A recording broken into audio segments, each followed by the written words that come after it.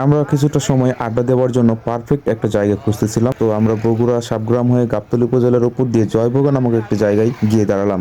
সেখানকার পরিবেশ দেখে মনে হলো সত্যি জায়গাটি অসাধারণ এবং এখানে সময় কাটানোর জন্য পারফেক্ট একটা জায়গা। জায়গাটির ডেকোরেশন দেখে মনে হচ্ছিল সত্যিই অসাধারণ একটা জায়গা। ছোট্ট জায়গা নিয়ে এত সুন্দর ডেকোরেশন করে তোলা যায় তা না আসলে বোঝা যেত না।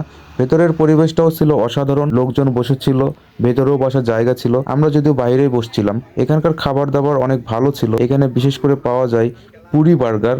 পুরি বার্গারটা এখানকার অনেক ভালো, এই জন্য মূলত এখানে আসা, যে সময়ও কাটানো হবে, পুরি বার্গারটাও টেস্ট করে আসা যাবে। এখানকার খাবারগুলো বাইরে সচরাচর দেখলেও এখানকার খাবার অনেক ভালো ছিল বাইরের তুলনায়। এখানে নানা পদের খাবার ছিল। আমরা মূলত খাবার খাওয়া প্লাস সময় কাটানোর জন্য এখানে আসা। শীতের শুরুতেই যেন ঘোরাফেরা শুরু হয়ে গেল। সব জায়গায় ঘুরতে অনেক ভালোই লাগে, যেখানে যাই সেখানে শুধু খাবার, তো নতুন খাবার, ভাজা পোড়া ভাপা পিঠা থেকে শুরু করে নানান রকম খাবার দেখা যায়। আসলে শীতের এই আমেজে খাবার দাবার গুলো যেন মন কাড়ে সবার। খাবারের অপেক্ষায় ছিল সোহাগ। সোহাগ যেন যা পাবে তাই খাবে, এরকম একটা অবস্থা। সোহাগের এমন একটা অবস্থা হয়েছে এখন বর্তমানে, খাবার দেখলে তার কোনোভাবেই তার ধৈর্য ঠিক থাকে না, সে ধৈর্য ধরতে পারে না। সে খাবার পাওয়া মাত্রই সে খাবার নিয়ে ব্যস্ত হয়ে পড়ে। তো আমরা গল্প করতেছিলাম এখানে জামাইয়ের সাথে, আমাদের জামাইয়ের সাথে যে দেখা হয়ে গেল, আসলে দেখা হয়ে ভালোই লাগলো। সময়টা আরো বেশি রোমাঞ্চকর হইলো।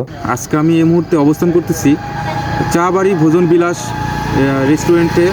এখানে গাবতলী উপজেলার জয়ভোগা নামক এক জায়গা, সুন্দর মনোরম পরিবেশ।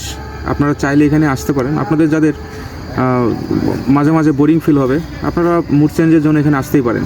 এখানে আসছি, আসার পরে এখানকার যে খাবার ছিল, খাবারগুলো সত্যি অনেক ভালো ছিল।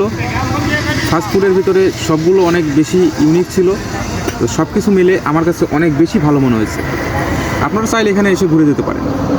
আর এখানে আসার পরে আমাদের মিল্লাত ভাইয়ের সাথে দেখা, বগুড়ার ইউটিউব এবং ফেসবুক কন্টেন্ট ক্রিয়েটর মিল্লাত হুসাইন, সবাই চেনেন আপনারা। আমি এই মুহূর্তে আসছি বগুড়াতে, মিলাদ ভাইয়ের সাথে দেখা হয়ে গেল হঠাৎ। তো মিলাদ ভাই আমার উদ্দেশ্যে কিছু বলবে। মিলাদ ভাই, প্রথমত ভাই তো অনেক দূর থেকে আসছে, আর আমাদের বগুড়া যাচ্ছে। ভাই হচ্ছে আমাদের বগুড়ার অতিথি, আর তারপরে আসছে আমার উপজেলা, মানে গাবতলী উপজেলা, আমার গ্রামের বাড়ি যেটি।